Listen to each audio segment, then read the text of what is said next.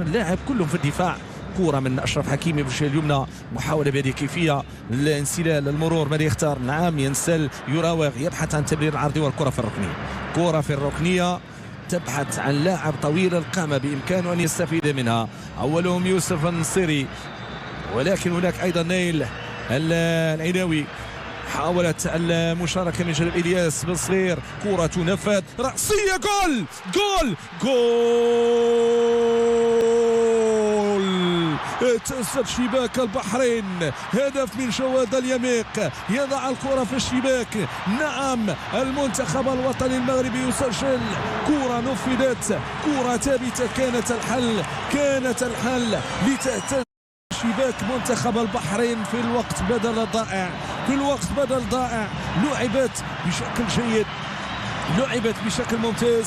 تمريرة عرضية وجواد اليميق، المدافع الذي يتمكن من الارتقاء أمام الجميع، المدافع الذي يتمكن من تسجيل هدف فريد بديع، هدف يأتي بهذه الكيفية، هدف نعم في الميادين أمام البحرين، ولكن بأي طريقة وبأي صورة.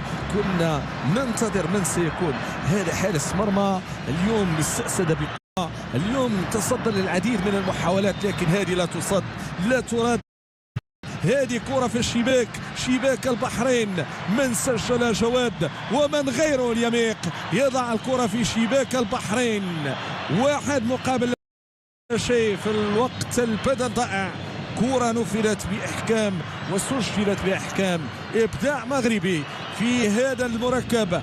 الأمير مولاي عبد الله بمدينة الرباط بن عدي، الأصول مغربية، الجنسية بحرينية، يحاول أمكن أن يرفع من همة المنتخب البحريني، لكن هذا وليد كأنه كان يراهن على أنه الهدف ربما يكون في الأنفاس الأخيرة.